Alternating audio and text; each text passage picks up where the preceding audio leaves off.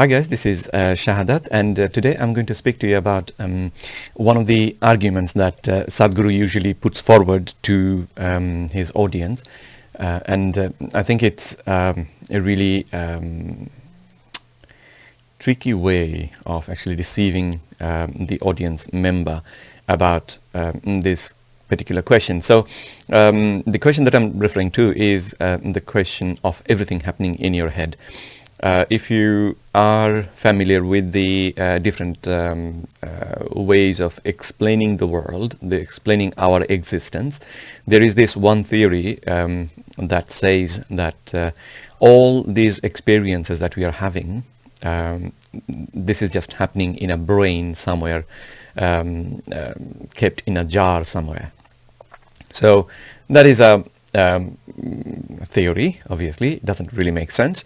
But Sadhguru tries to use a flavor of this kind of theory and tries to mix it up with our with other theories, and then tries to put forward his argument, which I think actually tricks the audience, tricks the people who come up with questions, and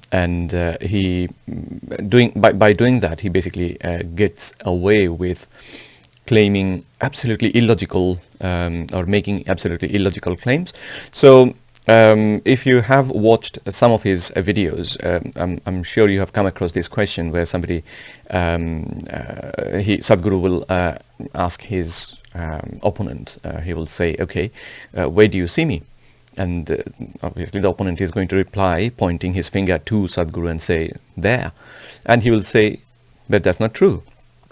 And if you think really deeply about it, there is a bit of truth in that, because what happens is, if we consider the distance between two objects, only light, when it comes and falls on our retina, and our retina takes it to our brain, and then the processing happens in our brain, and that's when we get the experience of actually seeing this object or this person in front of us.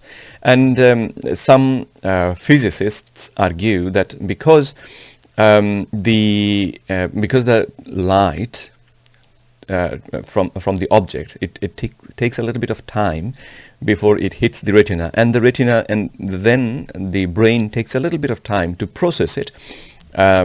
So what happens is, essentially, you are looking, or you think you are looking at something which essentially at that point is of the past. So easier example is like when we look at the moon or the sun, it is never where we see it, because if you consider the distance of the sun and the earth, it takes about 8 minutes. How long? Let me just quickly find out. How long does it take? How long does it take for light from sun to reach Earth? That's the question. So it takes about 8 minutes and 20 seconds. So 8 minutes and 20 seconds, when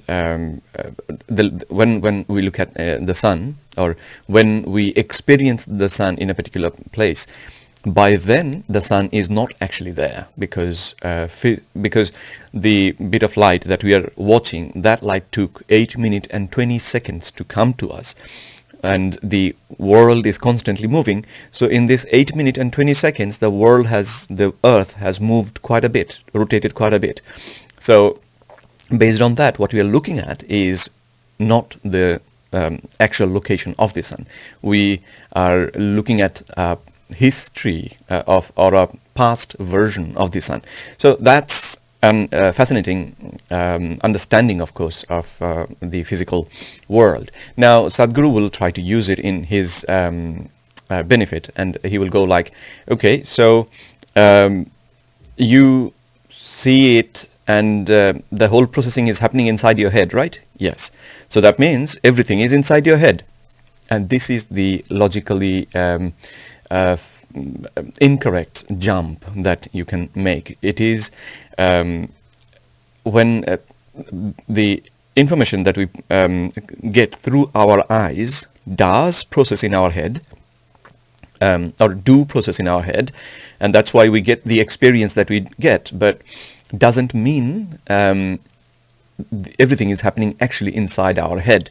So what happens is, if according to this, if we agree with Sadhguru's theory, then what will happen is, as soon as I shut my eyes, then the existence would cease to exist.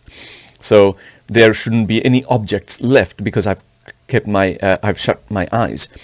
And and when he does that, he then takes people on a journey claiming that everything is happening inside your head, so you can do whatever you want, you can decide whatever way you want to decide.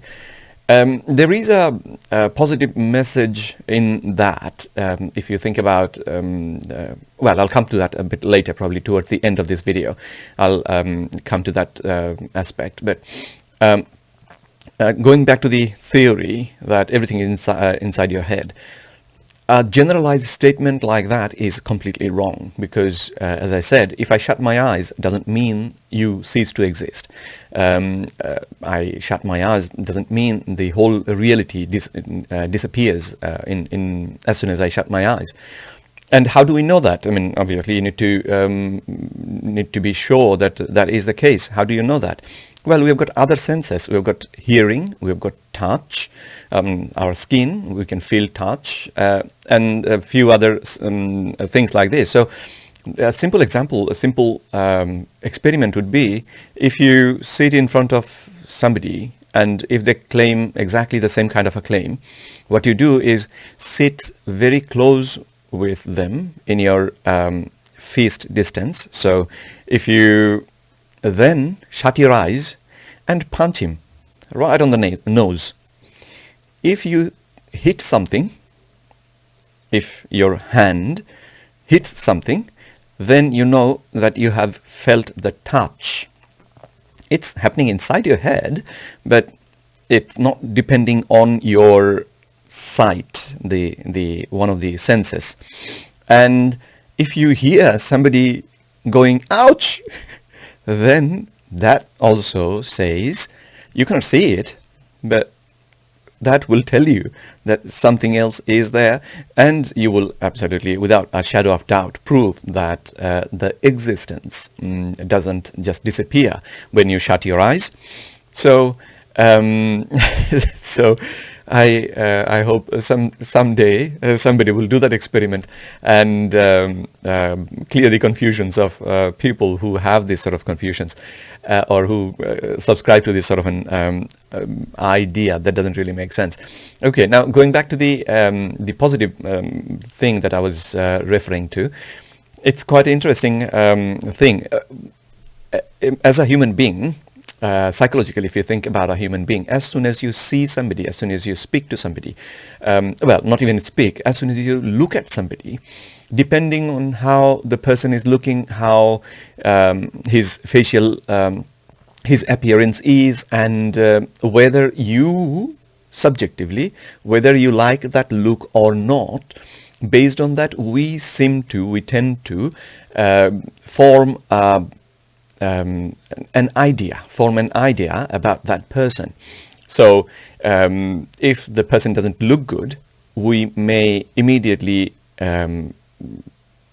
take him and not actually take him seriously. Say, for example, if a billionaire, a really rich guy, if he is dressed in a cloth which is torn, and he is sleeping on the street, even for experiment, if he's sleeping on the street and he's got lots of dirt all around his body, and he comes and stands next to you, you look at him and immediately you make up your mind. You have a kind of like an idea about, okay, what this person is. You would probably expect that he is going to extend his hand and simply ask for money next.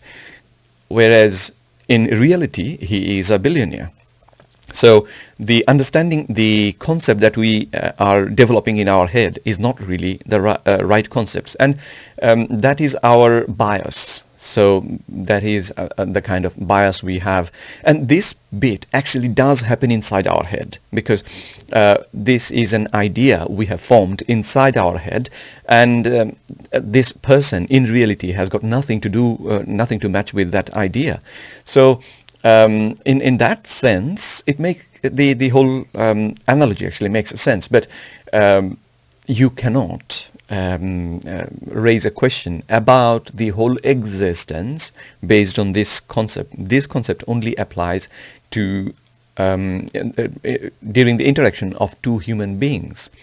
So that's why sometimes the what do you call, the cheats and the fraudsters, they get away with their acts, because we look at them, they're usually well dressed, they're usually, I mean, they will, because they usually plan the whole thing, and they know people, the way people think. So they will come to you in a way that you will be impressed. And as soon as you're impressed, you will swallow lots of the things. Even if they say something illogical, you will swallow it, and you will think, okay, there may be some other reason. There may be some explanation of why he says that. And I think lots of these followers of Sadhguru, they do the same. They just look at him, and looking at his appearance, he's a handsome gentleman, and no argument about that. I mean, at least I think so. So looking at his face, suddenly people immediately put him in a position where they don't argue, they don't question his statements. And even if the statement doesn't make sense internally, in your head it feels like, what is this talking about? But the next thing you do is you tell yourself, well, I haven't been to this journey of self-reflection. So when Sadhguru has, he clearly has, and so he probably knows more than I do. And based on that, you just give him the benefit of doubt, and he basically takes you for a ride because of that. So yeah, so the bottom line I would say is, whenever you listen to any speaker, anybody who's trying to tell you something, it's a good idea to think critically about things and use your own intelligence. If your own intelligence says, that doesn't sound right, then before accepting what they are saying, ask more questions. Try to look at the proposition from different angles. Discuss with your friends, and be open to ideas. I mean, that's the only way we can. No, I shouldn't say that's the only way. I mean, that will be one of the ways how we can understand the questions that we have about our lives, our the reality around us, etc. So that's what I wanted to discuss with you guys today. I'll be coming back again with the other flaws that I found in Sadhguru's argumentation, and we will talk about that later. Hope to see you again. Take care. Bye-bye.